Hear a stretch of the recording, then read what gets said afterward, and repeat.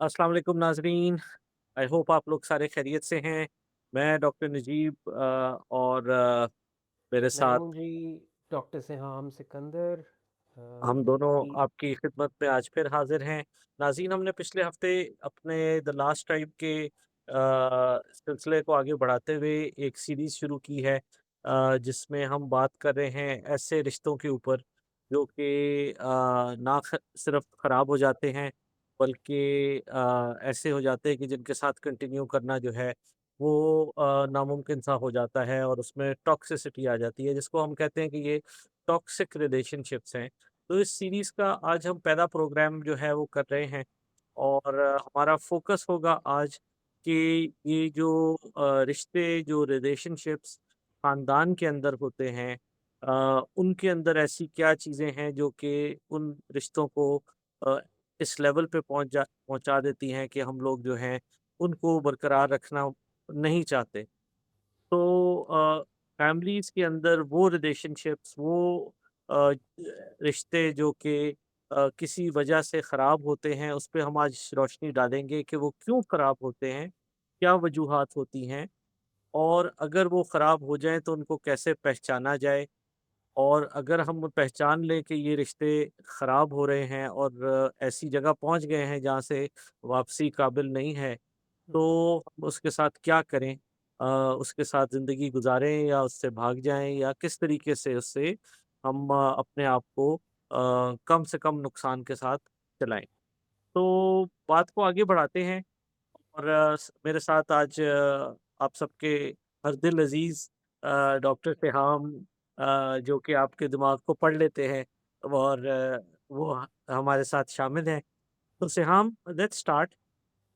Families के अंदर देखा गया है कि बहुत से रिलेशनशिप्स ऐसे हैं जो बड़े ज़रूरी भी हैं हमारी एक ग्रोथ के लिए, हमारी सैनिटी को प्रिज़र्व रखने के लिए और वो रिलेशनशिप्स में सबसे इम्पोर्टेंट है पेरेंट्स का रिलेशनशिप, माँ-बाप हम्म, का जो आपके साथ रिश्ता है, आपके शौहर-बीवी का रिश्ता आ जाता है, भाइयों-बहनों का रिश्ता आ जाता है।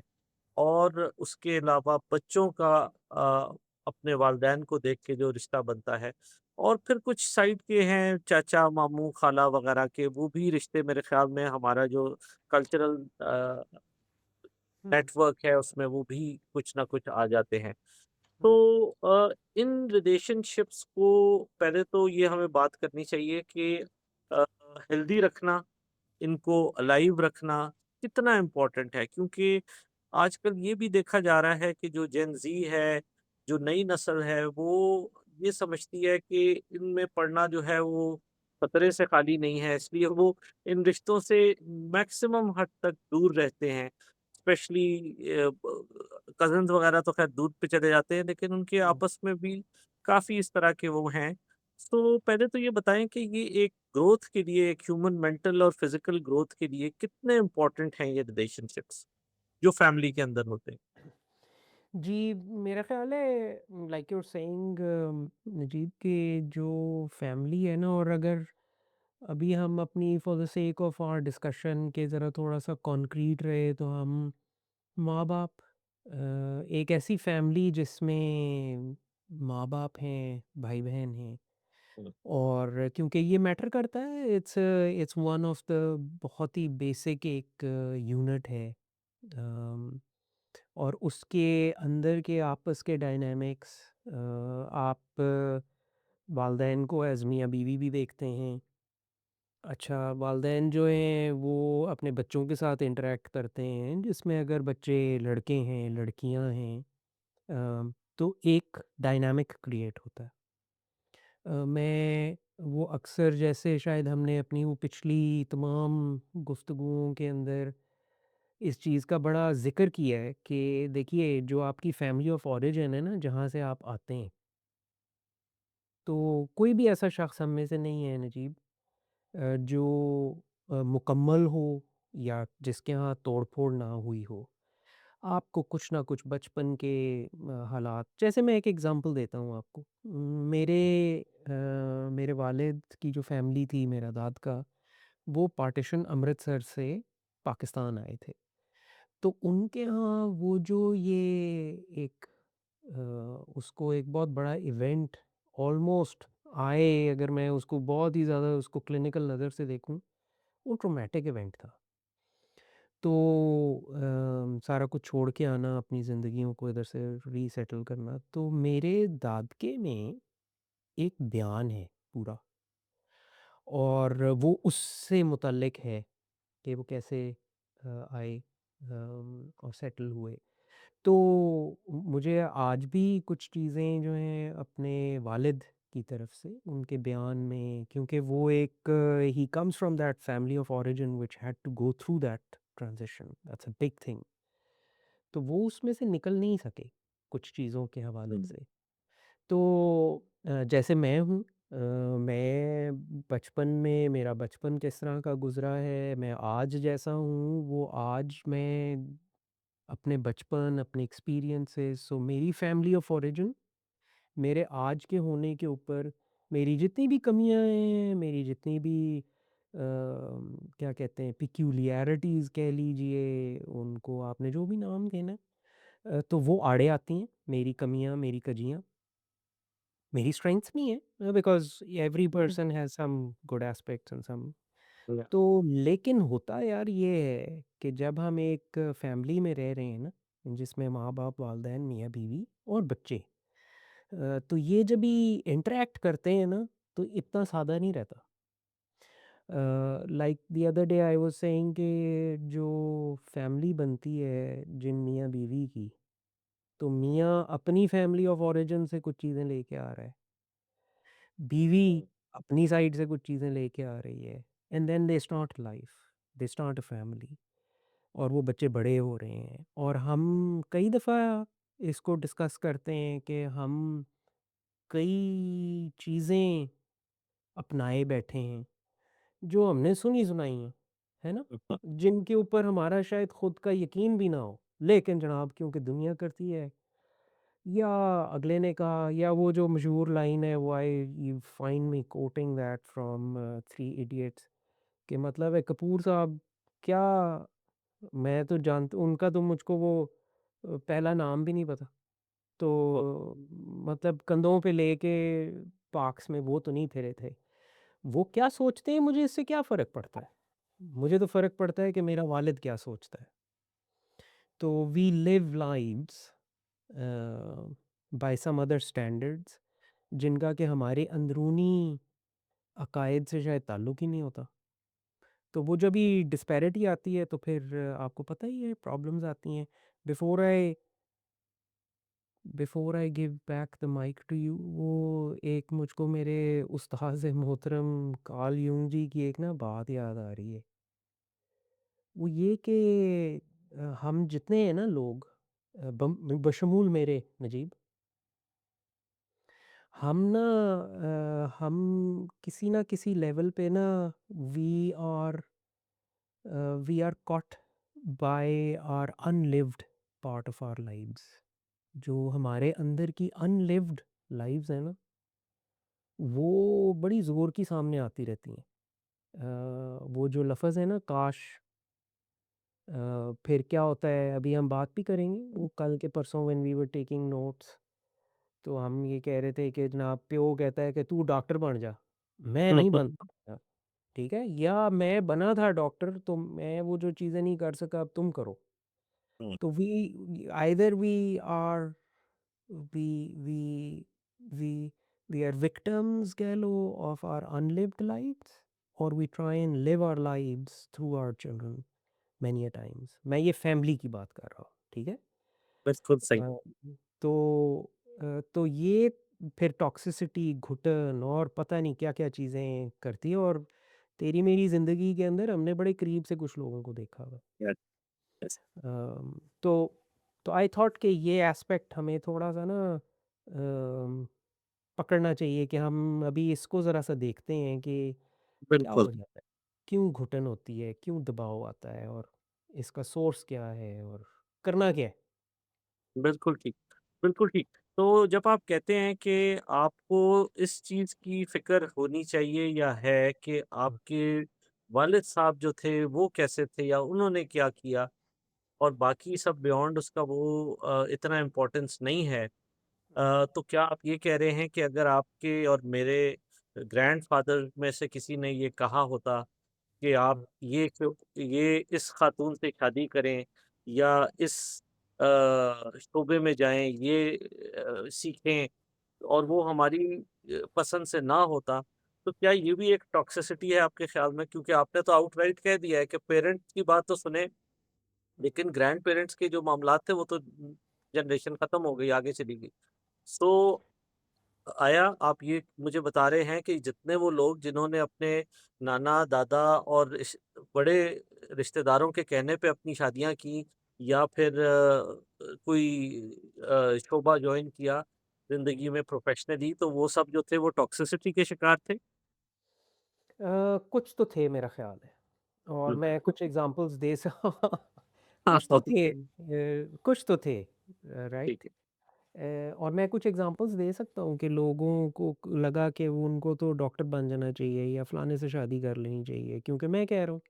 अच्छा हाँ, बिल्कुल आप तो कह रहे हैं पर हुँ, मुझसे भी पूछ लें। मतलब कहने हुँ, में और पूछने के दरमियान का भी कोई गैप होना चाहिए ना नजीब जिसके बारे में बिल्कुल। या अगर मैं अपनी ज़िंदगी से एक एग्ज़ाम्पल तुझे दूँ at the expense of a little bit of disclosure because of some circumstances in my life, my father thought के जो डॉक्टर होता है ना, वो होता है जो सर्जन होता है। ही हैड और उसके पीछे मुझको बड़ी और वो शुक्र है, उस वक़्त भी मुझको एहसास था जब ये डायलॉग हो रहा था I think I'd recently joined medical college.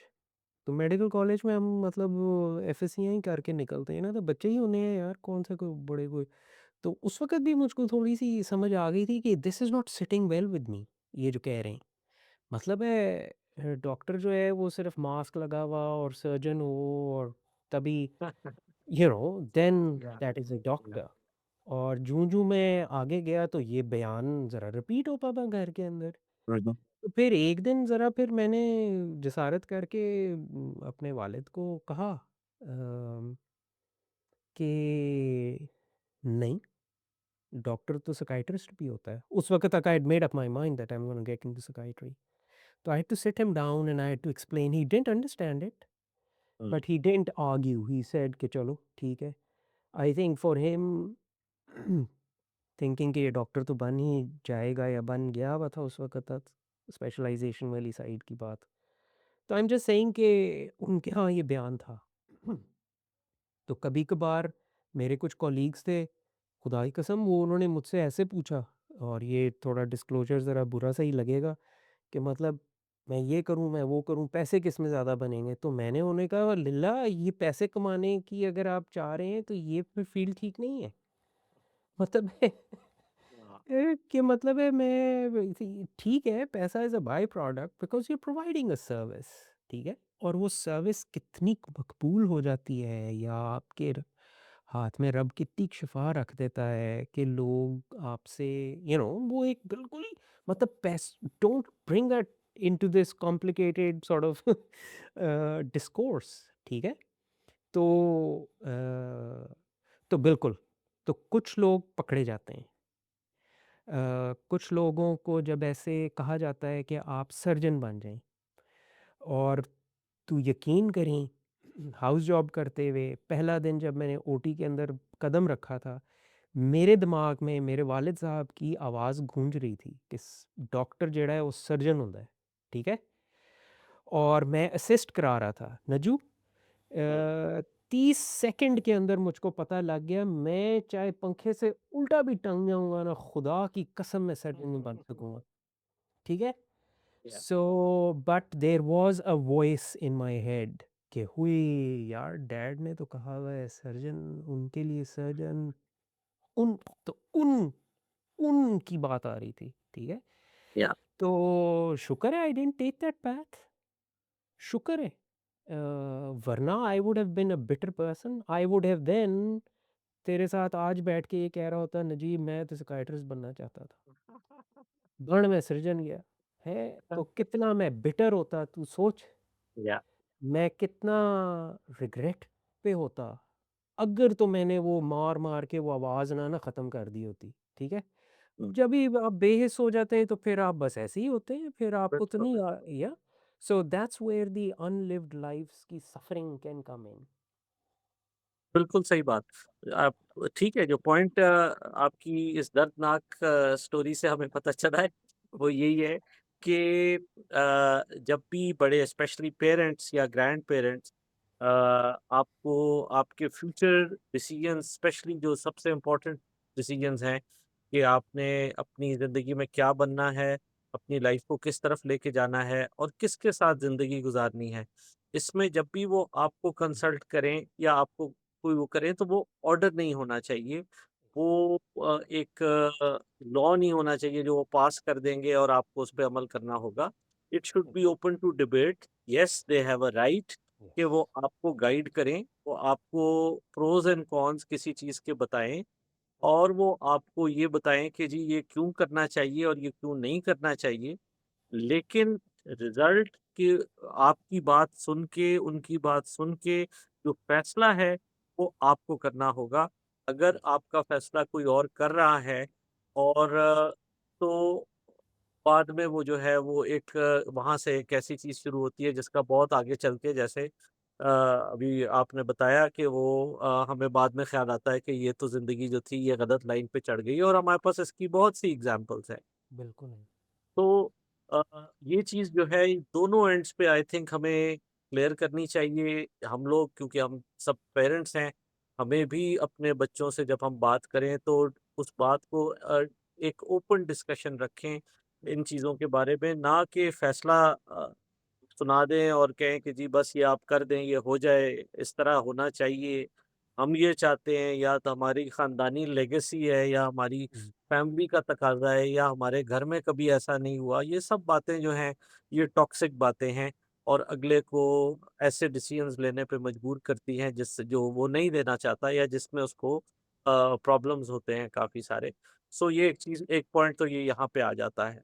अब मुझे ये बात बताएँ कि जी फ़र्ज़ करें कि एक बच्चा है जिसको उसके वालिदैन या उसके ग्रैंड पेरेंट्स न या किसी बड़े ने घर में इतना सख्ती है से ये कह दिया है कि तुमने मैं अपनी ज़ुबान दे चुका हूँ, वो जो फ़िल्मों में हम देखते थे या इस तरह की चीज़ें और वो होती हैं रियलिटी में भी कि आपने और ख़वातीन के साथ अनफ़ॉर्च्युनेटली ज़्यादा होती हैं, लेकिन मैंने ये भी देखा है कि हमारे जानने वाले दोस्त यारों में, मर्दों में भी ये होता है कि जी मैंने ज़ुबान दे दी है और आपने इस खातून से या इस मर्द से शादी ज़रूर करनी है। अब हुँ, how to go about it? ये जो नई नस्ल है, ये तो इस चीज़ पे बिलीव करती है कि जी हम या तो भाग जाएँगे घर से या खुदकुशी कर लेंगे या फिर हम कोई ऐसा ड्रास्टिक मेजर लेंगे कि बस हर चीज़ की बुनियादें हिला देंगे। हमारी जो नस्ल थी जेन एक्स, वो ये करती थी कि हम सर झुका देते थे और कहते थे जी जो इस पे चलाना है, छुरी है, तलवार है, चला दो, हम तैयार हैं और हम इसको आखिर में इस पे लेबल लगा देते थे कि हमने कुर्बानी दी अपनी ज़िंदगी की, अपनी जवानी की, अपनी सोच की, अपने बड़ों के लिए। हुँ। तो क्या किया जाए? What is the right way to handle this if it ever happens? जी, great set of questions rather. जी, बात यार ये है कि दिस इज़ पहली तो बात ये है कि एक्नॉलेज ये करना चाहिए अनफॉर्चुनेट बात है कि और ख़ास तौर पे मैं अनफॉर्चुनेट पता है कब कह रहा हूँ? वो तब सिनेरियो अनफॉर्चुनेट बन जाता है कि मेरे दिल और मेरे अंदर जो मेरा इंट्यूशन है, वो उसके बरखिलाफ़ गवाही दे रहा है या मेरा ज़हन ही नहीं है कि भई मैंने इस शख़्स से इस बंधन में बंधना है, ठीक है? और वो ज़ोर ज़बरदस्ती हो रही, ठीक है? तो ये तो बड़ा ही बहुत ही अनफॉर्चुनेट इवेंट है और इससे तो क्या अच्छा हासिल होएगा जब ये स्टार्ट ही आपके उससे पॉजिटिव नोट पे नहीं हो रहा, ठीक है? तो वो एक कहावत है ना अंग्रेज़ी की भई all is well that ends well भावें तुसी वो तूफ़ान में शुरू हो लेकिन अगर खैर से अंजाम पा जाएँ हुँ, तो वो अंजाम अच्छा होता है, ठीक है? लेकिन मैं इस पे ना बड़ा अब अब बड़ा केयरफुल होता हूँ। हम कहते हैं ना, "ओ जी उनकी 60 सालों की शादी है।" वाह, वाह, वाह! अब मुझे फ़िक्र लगती है कि उम्मीद है कि 60 सालों में दोनों के यहाँ उसी तरीके के जज़्बात और वो फुलफ़िल हुई हों वो ज़िंदगियाँ। कुर्बानी, सर्विस बहुत अच्छी बात है। मतलब हम एक-दूसरे से जिससे आप चाहते हैं जिसको, आप उसके लिए हर तरह का काम करते हैं। लेकिन ये कहना कि जी 60 सालों की शादी कामयाबी से गुज़र गई, तो मुझे ज़रा-सा थोड़ा-सा अभी मैं उतनी जल्दी से क्लैपिंग नहीं करता। मेरे ज़हन में फिर सवाल उठते हैं कि आई होप कि both were fulfilled, both lives were lived as they wanted to live. और अगर ऐसा हुआ है तो फिर तो तालियाँ हैं। एक शख़्स की शख़्सियत ही वो क्या कहते हैं ख़त्म ही हो जाए और रहा ही ना हो, तो मैंने ऐसी शादियाँ देखी हुँ, हैं, जिसमें पता है क्या जुमला बोला जाता है कि और आई कैन मेरे अभी ज़हन में वो एक्चुअली कपल्स आ भी रहे हैं, मेरे ख़ानदान में, हुँ, हुँ। कि वो तो ख़ामोश ही हो गए। अच्छा भाई ख़ामोश हो गए तो क्या हुआ ना, मतलब कुछ तो हो गया ना जो ख़ामोश हो गए, ठीक हाँ, है? तो खामोशी तो को हाँ समझा जाए। हाय लिल्ला पता नहीं क्या समझा जाए। यस, तो it's an yes. Unfortunate start अगर हाँ, ऐसे आप किसी ज़बरदस्ती के रिलेशनशिप में बांधे जाने की उसमें कर रहे हैं तो करना क्या है। देखिए, हुँ, अब तो ये एक वो सान्या होने लगा है और आपको नज़र भी आ रहा है, तो मेरी तो उन तमाम लोगों को और वालदैन के लिए भी ये हाथ जोड़ के विनती और अपील होगी कि बातचीत का चैनल खोलें, डायलॉग करें। बहुत दफ़ा लोग रेडी नहीं होते और वो आउट ऑफ रिएक्शन ना कर देते हैं। आप उनके साथ बैठ के अपना अपना थोड़ा-सा आर्ग्यूमेंट तो पेश करें कि क्यों आप जा रहे हैं। और हुँ, जो आपके छोटे हैं, बच्चे हैं, अम, उनके एप्टीट्यूड को, उनकी ज़ात को, उनकी एस्पायरेशंस को ज़रूर समझने की कोशिश करनी चाहिए है। और बच्चा जब मैं कह रहा हूँ, मैं वालदैन के पर्सपेक्टिव से कह रहा हूँ, हुँ, हुँ। वालदैन अक्सर भूल जाते हैं कि भई 18 से ऊपर हो गया, एडल्ट है। क्या अब अगर शादी करने लगें, वो 24-25 का है या 28-30 का है, तो एडल्ट है। तो मतलब है वो बाइख्तियार है, ना सिर्फ़ कानूनी तौर पे, इख़्लाक़ी तौर पे और चाहे अब आप उसको रिलिजन की तरफ से भी लें, वो खुद मुख्तार है, वो अपने अच्छे-बुरे का समझ रखता है, वो ना कर सकता है। ये कि मैंने ज़ुबान दे दी है फिर तुसी जाओ, फिर निभाओ, फिर तुसी कर लो ਵਿਆਹ, तुसी ज़ुबान ਦਿੱਤੀ ਸੀ, मतलब है मैं मेरे ਕੋਲੋਂ पूछ के ਦਿੱਤੀ ਸੀ। ये वो वाला सवाल है जो मैं अक्सर कभी ऐसे ज़रा परेशान हो जाऊँ ना, तो मैं ऐसे ही ऐसे ज़रा थोड़ा वो अज़राह तफ़न्नुन I am mindful of the time, तो मैं अक्सर रब से कहता हूँ कि मुझको पूछ के तो आपने पैदा नहीं किया। तो मतलब ये क्या है ना, मतलब एक्सक्यूज़ मी, आपने तो पूछा ही नहीं था मुझसे। मेरी तो रज़ामंदी ली नहीं थी आपने और धकेल दिया है मुझको इसमें और फिर कहते हैं पुछ रात से गुज़रो। मतलब मेरे को पूछया सी यार। तो ये तो पूछ लेनी अच्छी होती है बात। चाहे आप प्रोफ़ेशन सजेस्ट करें या because then we will create that source of an unlived life, जिसको कार्ल यूंग जी कहते हैं कि वो सबसे बड़ी सफ़रिंग है। बिल्कुल सही, बिल्कुल सही। तो बेसिकली आप ये कह रहे हैं कि एक्सट्रीम मेजर्स किसी भी साइड पे नहीं होने चाहिए, but at the same time uh, इस तरह का प्रेशर जो है जो बड़ों को चाहिए कि वो ना डालें, लेकिन बच्चों को चाहिए कि अगर उन पे कोई ऐसा प्रेशर फ़ील हो रहा है तो they should open that channel of discussion and exactly, tell their parents कि ये चीज़ जो एग्ज़ैक्टली, है ये एग्ज़ैक्टली, इसको इस तरह ना किया जाए। एक एग्ज़ैक्टली।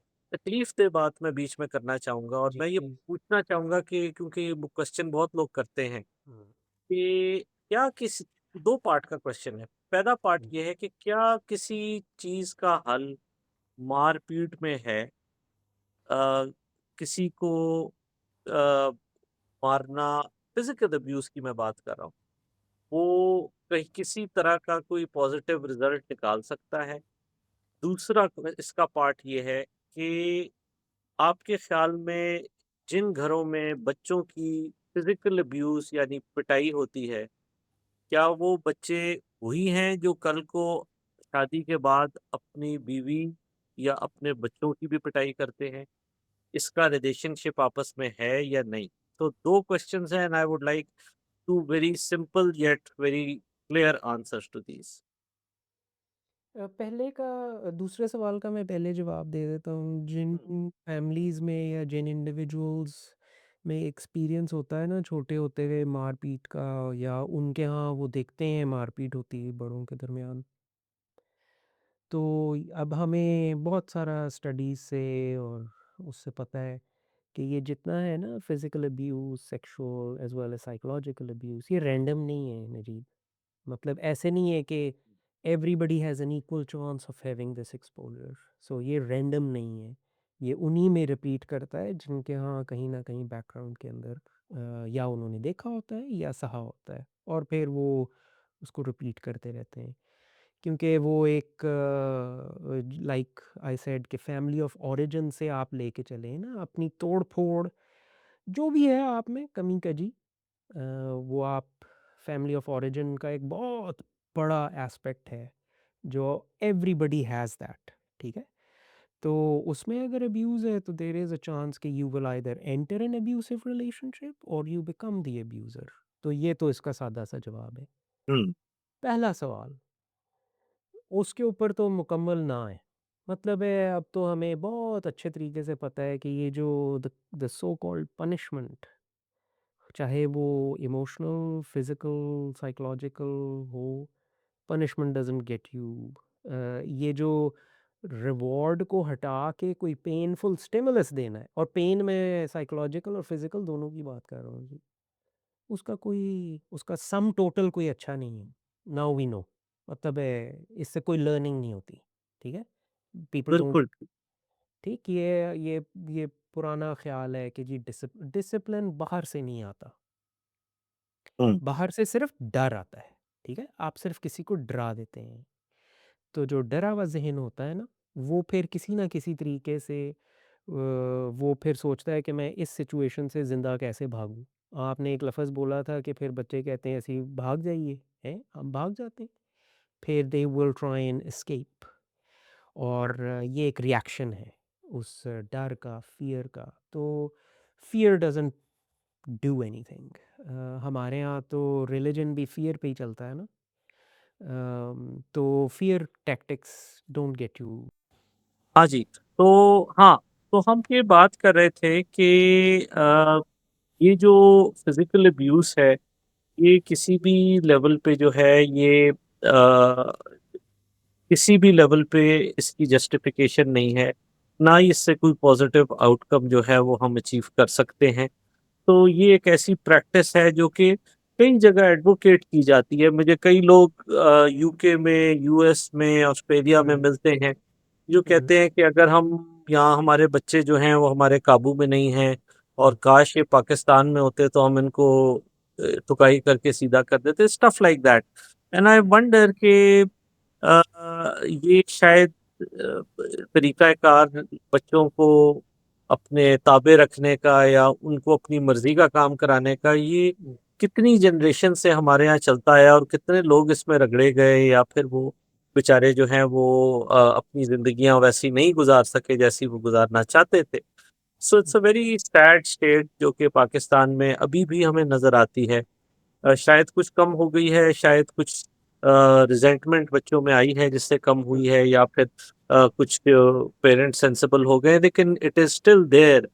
एंड वही दूसरी क्वेश्चन जो मैंने दूसरा आपसे किया था कि ऐसी फैमिलीज़ या ऐसे घराने जिनमें मारपीट देखी जाती है, वहाँ फिर आगे चल के ये बच्चे भी समझ लेते हैं कि जब हमारी घर में ये होता था तो ये लड़ाई होती थी और इस फलाँ को मारा-पीटा जाता था, तो उससे वो ठीक हुँ, हो जाते थे। तो हमारा भी यही इसका अल्टीमेट सॉल्यूशन यही है कि अगले को कुट दो। हुँ, सो आई थिंक ये बहुत ही एक गलत और एक बहुत ही टॉक्सिक तरीका है। तरीका तो ख़ैर है ही नहीं, लेकिन ये है कि ये इससे हमें हर सूरत जो है इसको प्ले डाउन करना चाहिए और अगले को समझाना चाहिए अगर कोई इस तरह की सोच रखता है कि ये गलत है।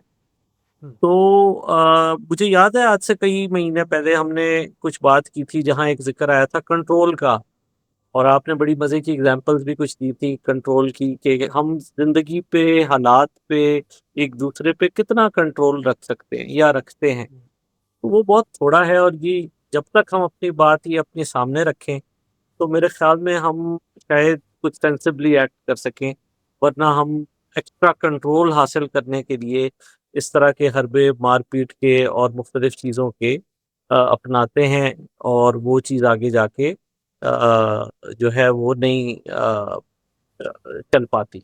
सो आज हम टॉक्सिक रिलेशनशिप्स पे थोड़ी ही बात हमने की लेकिन बड़ी मुफ़ीद मालूमात हमें मिली। एक चीज़ जाने से पहले मैं चाह रहा हूँ कि हम और डिस्कस कर लें कि ऐसे भी लोग देखें हमारी नस्ल में जेन एक्स में भी ऐसे लोग होते थे जो अपने किसी फैसले पे अड़ जाते थे और कहते थे कि वालिदैन या जो भी है जो चाहे कोई कर ले, हमने यही करना है, हमने इसी शख्स से शादी करनी है, हमने इसी नौकरी यही काम करना है, हमने यही चीज़ें करनी है। और वो उस पे अड़ जाते थे और वो आज भी ऐसे लोग मौजूद हैं। सो ये भी एक तरीका है मेरी नज़र में जिससे टॉक्सिसिटी फैमिलीज़ में बढ़ती है और वो होती है। तो जहाँ हम ये बात करते हैं बड़ों के ऊपर, बुज़ुर्गों के ऊपर कि जी दादाजी ने ज़बरदस्ती डॉक्टर बनाने की कोशिश की या फलाँ ने ज़बरदस्ती, वहाँ हम ये भी ज़रूर बात करें कि बच्चे भी कई बार जो है बच्चे बन जाते हैं और एक कुछ चीज़ों की जिसकी वजह से मैंने भी देखा है लोग अपने घर छोड़ के चले गए, अपने वालिदैन से, अपने भाई-बहनों से सालों बातचीत बंद हो गई, उनके साथ बिल्कुल कतई ताल्लुक हो गया, जो आगे बढ़ता गया और एक वो मचा हुआ है, दुश्मनियाँ बन गई खानदानों में। तो ये भी टॉक्सिसिटी का जो एलिमेंट है फैमिलीज़ में, इसको भी हमें साथ ही एड्रेस करना चाहिए। तो कुछ इसके बारे में कहना चाहेंगे? अगली बार हम फिर आगे इसके नेक्स्ट जो कि बड़ी इंटरेस्टिंग बात होगी जब आप पार्टनर्स चूज़ करते हैं, तो वहाँ पे कहाँ टॉक्सिसिटी आती है, उसको हम लेके चलेंगे। तो बिफोर वी एंड मैं चाहता हूँ कि आप कुछ मिनट इस पे ज़रूर लगाएँ कि is this just one sided कि बड़े ही छोटों को टॉक्सिक तरीके से हैंडल करते हैं या ये हुँ। It's both ways? जी, टॉक्सिसिटी तो मेरा ख़्याल है दोनों तरफ से ही होती है किसी न किसी तरीके से। देखें, अभी वो कुछ एग्ज़ाम्पल्स 1-2 तूने दी पीछे, just coming back to that, और शायद हमारे सुनने वालों को ये हेल्प करे। बात सिर्फ़ इतनी सी है कि जिस चीज़ के ऊपर इट्स लाइक वो मेरे उस्ताज़ मोहतरम कहते थे ना कार्ल यूंग जी, कि जो चीज़ आपको दूसरों में बुरी लगती है ना, एक्चुअली शायद उसका सिरा ना कहीं आपके अंदर है। हुँ, मिसाल के तौर पे मैं ऐसे बात कर रहा हूँ, जब हम अपनी अनलिव्ड लाइव्स जो पॉसिबिलिटी हो सकती थी, हाँ, वो मैं नहीं जी पाता तो कड़वा हो जाता हूँ। हुँ, हालाँकि दुनिया शायद बाहर इतनी क्रूअल नहीं थी, जितना कि मेरा रिएक्शन बिटरनेस का बन गया हुआ है। तो क्योंकि मैंने अपना आप, अपनी ज़ात को बिट्रे किया है। मैंने वो पॉसिबिलिटी एक्सप्लोर ही नहीं की। तुझे याद है हम जब ये जवान, ख़ैर जवान तो अभी भी हैं हम इन हुँ, हुँ। मेनी वेज़, हैं जी? पर वो जब भी छोटे होते थे 20-22 के, तो कभी ऐसे कहना कि यार वो शख़्स मुझको बड़ा अच्छा लगता है, हैं? तो याद है तुझे एक बड़ा ही डिस्कोर्स होता था कि it's better to check and ask, ज़्यादा से ज़्यादा क्या होगा? ना हो जाएगी अगले शख़्स। हाँ, तू कभी इस रिग्रेट में तो नहीं जिएगा ना कि मैंने जनाब दरवाज़ा खटखटा के पूछा नहीं था। याद है? This was a very important discourse amongst the friends of us, ठीक है? कि यार रिग्रेट नहीं होना चाहिए। सो हमें बिल्कुल, उस वक़्त पता कि भई ज़रा कोशिश तो हाँ, करके देखो, ज़्यादा से ज़्यादा ना हो जाएगी। तुझे भी हाँ, पता लग जाएगा, हम फिर आगे की बात देख लेंगे। तो we never betrayed that that question बिल्कुल, इन आवर बिल्कुल। माइंड्स, ठीक है? कि भई तो बहुत दफ़ा लाइव्स में हम पॉसिबिलिटीज़ एक्सप्लोर नहीं करते। अंदर से बड़ी ज़ोर की आवाज़ आ रही होती है, फिर बिटरनेस आती है। ये दोनों तरफ होता है। हुँ, छोटों में भी होगा, बड़ों में हुआ हुआ आया है। तो इसलिए you will see many people who didn't risk love, वो रोमांस के बड़े शदीद खिलाफ होंगे, क्योंकि अंदर से वो कुछ और थे जिसको कि उन्होंने जिया नहीं। They will become very rigid because they betrayed the things that they wanted to do. Now they don't want to have others experience that. तो ये दोनों तरफ है। बच्चों में भी हो जाता है, बड़ों में भी होता है। तो इसलिए ये जो आप बात कर रहे हैं, हुँ, ये दोनों ही है, दोनों तरफ है। और since we are really struggling with time, ये बड़ा ही ज़रूरी होएगा कि हम ना एक नशिस्त में इस चीज़ के बारे में बात ज़रूर करें कि भई फिर ये जो टॉक्सिसिटियाँ हैं, मेरी अनलिव्ड लाइफ़ है, हुँ, फिर ये कैसे मैनिफेस्ट हो, इसका क्या तरीका है? और मैं छोटी-सी छोड़ देता हूँ बात, मैंने ऐसे बहुत सारे लोग देखे हैं, और इसका अमीरी और गरीबी से कोई ताल्लुक नहीं है, ओके? हुँ, हुँ, अम, मैंने ऐसे बहुत सारे लोग देखे हैं और मैं भी उसी काविश में लगा हुआ हूँ कि कि जो बिटरनेस है ना, वो आपके अपने इख्तियार में है कि आप कैसे रिएक्ट करते हैं किसी मुश्किल को, किसी खुशी को, ठीक है? अब जैसे तूने एग्ज़ाम्पल दी, बच्चे जनाब वो कहते हैं हमारे कंट्रोल में नहीं है, और हमारे हुँ, तो अच्छा, क्योंकि वहाँ बाहर एक कल्चर का फ़र्क है। असल में बात ये है कि आप क्या चाह रहे हैं और आपके अपने अकायद क्या हैं और आप बाहर क्या देखते हैं, शायद आपका अपना दिल भी उस पे माइल नहीं है, लेकिन आप ज़ोर ज़बरदस्ती कराना चाह रहे हैं कि लोग या क्या कहेंगे। तो कहना मैं सिर्फ़ ये चाह रहा हूँ कि मुश्किलात को मैंने और लोगों को भी गुज़रते देखा है। हर कोई अपनी मुश्किलात में से तो गुज़रता ही है। पर उसका आउटकम आप शोर-शराबा डाल के, आप मार-धाड़ करके, वो भी एक रिएक्शन है जो आप ले सकते हैं उस एडवर्सिटी का। एक रिएक्शन और भी है कि आप थोड़ा-सा देखें कि इससे आपको क्या समझ आया है, इसमें आप और क्या कर सकते हैं। कभी-कभार वक़्त पे छोड़ना होता है बात, और कभी-कभार बिल्कुल ख़ामोशी से बैठ जाना होता है। तो how to react is perhaps in your control, rather than कि जो कोई विपदा आई है मेरी तरफ, वो कभी-कभार मेरे इख्तियार में ही नहीं होती, ठीक है? So you have to deal with that. तो how you deal with it is perhaps all that is in your control. तो वही फिर बताती है कि आप कितना बेटर हो जाएँगे, या आप कितना अम, कैसे रिएक्ट करेंगे। तो इस पे यार ज़रूर बात हमें करनी चाहिए कि बिल्कुल। How to control this part of the manifestation. Yeah yeah बिल्कुल ठीक हो गया। और आई थिंक आज भी बड़ी मज़े की बातचीत हुई और हमने काफ़ी चीज़ों को टच किया। बट नाज़रीन, ये जो टॉपिक है ये बहुत ही वास्ट है। हमारे कुछ ऐसे कल्चरल टॉक्सिक ट्रेंड्स हैं जो कि हम लोग देखते आए हैं कि ये बातचीत जब तक हम करेंगे नहीं अपने घरों में, सोशल मीडिया पे, तब तक ये बात जो है खुल के हमें समझ नहीं आएगी कि इसमें कहाँ गड़बड़ है और इसको कैसे ठीक किया जा सकता है। बहुत से ऐसे रिलेशनशिप्स जिनको फैमिली में बड़ा ज़बरदस्त समझा जाता है, हम जब उसको करीब से जाके देखते हैं तो हमें समझ आता है कि जैसे कि एक अब्यूज़र और एक अब्यूज़ी का आपस में रिलेशनशिप होता है, वो वैसे चलते रहें। और ये चीज़ बहुत ही डिस्टर्बिंग है, बहुत ज़्यादा परेशान-कुन है कि ये चीज़ें अभी भी काफ़ी हद तक कंटिन्यू होती हैं। हमें इन चीज़ों के ऊपर बात करनी चाहिए, ना कि हम इसके ऊपर कोई सख्ती करें, भाग जाएँ, छुप जाएँ, ये करें। पहली चीज़ है कि इस पे खुल के डिबेट करें और पॉइंट ऑफ व्यू सामने लेके आएँ। सो नाज़रीन, आप हमारे साथ कनेक्टेड रहिएगा इस डिस्कशन में।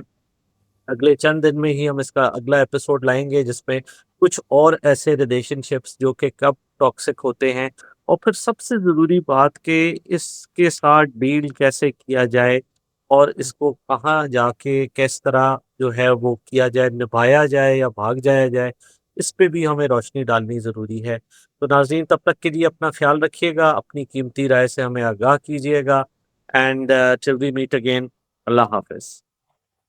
खुदा हाफ़िज़।